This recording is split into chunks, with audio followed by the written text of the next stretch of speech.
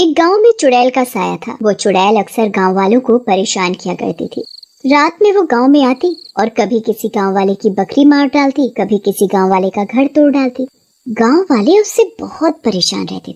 एक रात चुड़ैल गांव में आती है। सारे गांव वाले सो रहे होते हैं। खूब मजे से सो रहे हैं, अभी जगाती हूँ इनको। इन गांव वालों को परेशान करने का मजा ही कुछ और है। ऐसा कहकर चुड़ैल हवा में इशारा करती है। चारों तरफ जोर जोर से हवा चलने लगती है। गांव वालों के घरों के छप्पर उड़ने लगते हैं और गांव वाले रात में बाहर आ जाते हैं। सरपंच चिल्लाते हैं, अरे गांव वालों, बाहर निकलो, लगता है तूफान आया है।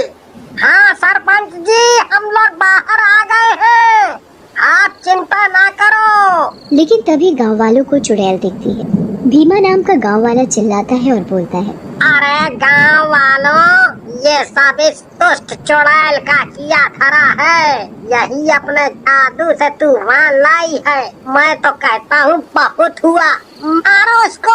हाँ, मारो इसको और गांव से बाहर निकालो। ऐसा कहकर गांव वाले चुड़ैल को पीटने लगते हैं। चुड़ैल दर्द के मारे चिल्लाने लगती है, अरे मर गई रे कमबख्तो, छोड़ो मुझे, जाने दो, मत मारो, बहुत दर्द हो रहा है, छोड़ दो। लेकिन गांव वाले उसे डंडों से पीटते रहते हैं। चुड़ैल किसी तरह से अपनी जान बचाकर भागती है। तुम गांव वालों ने मुझे ऐसे मारकर अच्छा नहीं किया। मैं तुम लोगों को नहीं छोड़ूंगी। मैंने अभी तक किसी गांव वाले को नहीं मारा है, लेकिन अब मैं मारूंगी तुम लोगों को और किसी को भी जिंदा नहीं छोड़ूंगी। ऐसा कहकर चुड़ैल वहाँ से भाग जाती है। कई दिनों तक कुछ भी नहीं होता और गांव वाले भी चुड़ैल को भूल जाते हैं। एक दिन गांव के बाहर एक सूप की रेडी लगी हुई होती है। उसे एक बहुत ही खूबसूरत महिला चला रही होती है। छोटू नाम का एक मनचला उस औरत की खूबसूरती देखकर उसके पास खींचा चला जाता है और उससे पूछता है, अरे आप इतनी खूबसूरत होकर सूप की रेडी लगा रही हैं? क्या साहब, खूबसूरत औरतें काम नहीं करती? आप भी कैसी बातें करते हो, बिल्कुल भोंदू वाली। औरत की बात सुनकर छोटू हैरान रह जाता है और बोलता है, जी मेरा वो मतलब नहीं था, मैं तो बस ऐसे ही। चलो आप मुझे एक बढ़िया सा टमाटर का सूप पिला दो। फिर औरत छोटू को सूप निकाल कर दे देती है। छोटू भी सूप को पीने लग जाता है। सूप पीकर छोटू को मजा आ जाता है और छोटू औरत से बोलता है, वाह वाह वाह वाह, सूप वाली, ऐसा सूप तो मैंने जिंदगी में कभी नहीं पिया। आत्मा तृप्त हो गई मेरी तो। आज तो कुछ खाने का मन नहीं है।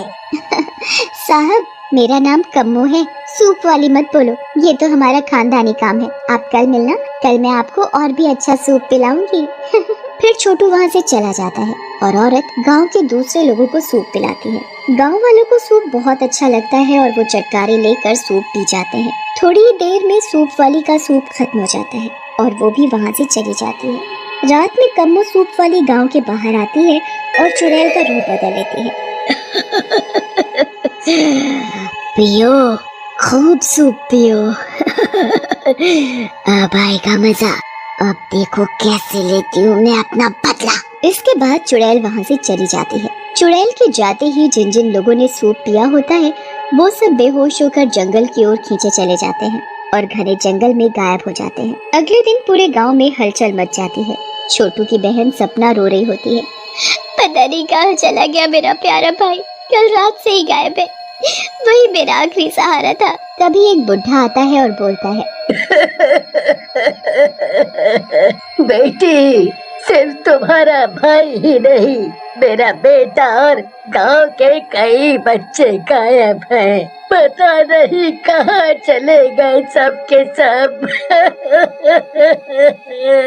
फिर गांव वाले मिलकर गुम हुए लोगों को ढूंढने लगते हैं, लेकिन काफी कोशिशों के बाद भी किसी का कुछ पता नहीं चलता। गांव वाले निराश होकर लौट आते हैं।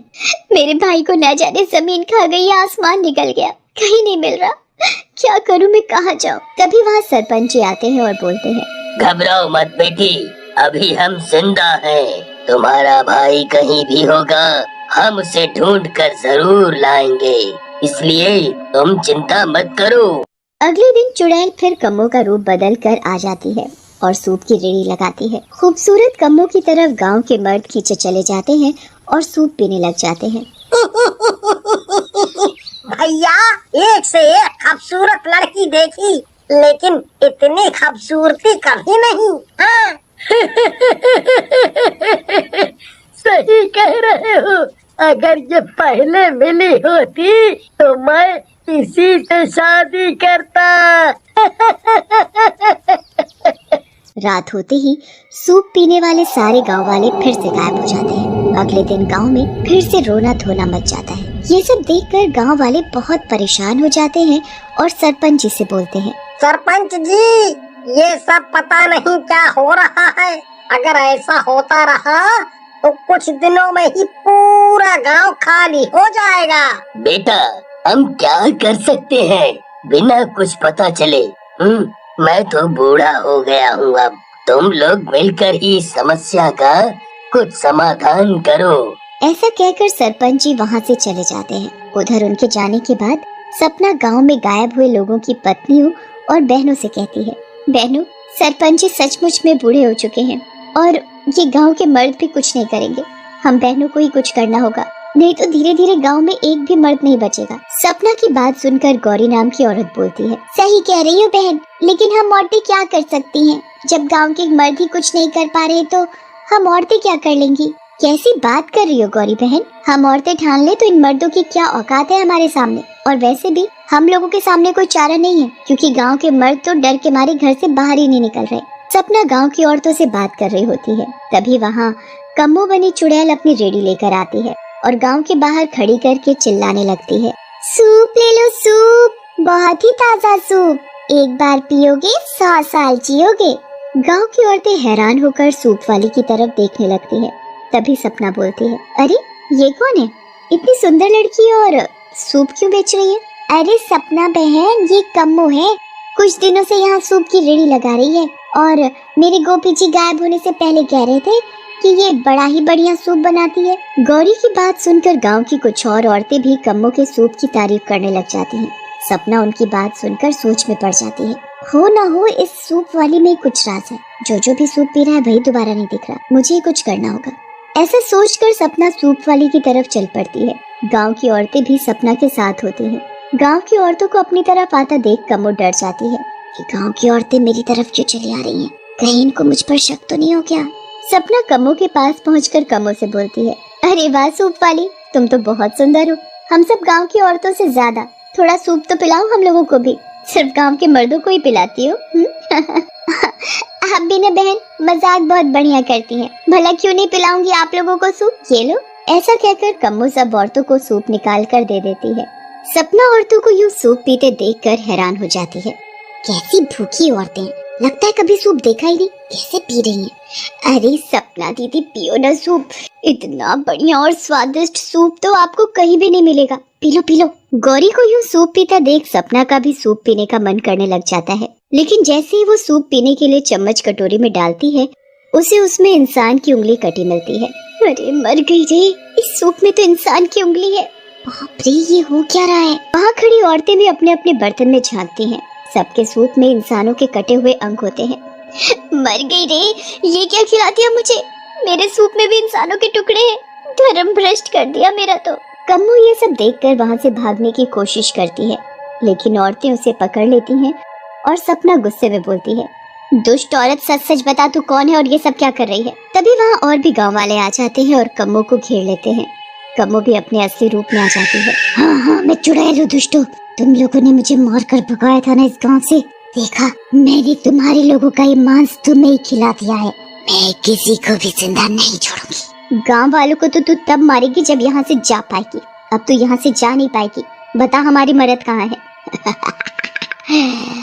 तुम सबके पेट में ही है, सबको मारकर मैंने उनका सूप बना दिया। ऐसा कहकर चुड़ैल सपना को पकड़ लेती है और उसका गला दबाने लगती है। तभी वहाँ सरपंच जी आ जाते हैं, उनके हाथ में भभूत होती है। दुष्ट चुड़ैल, छोड़ दे सपना बेटी को।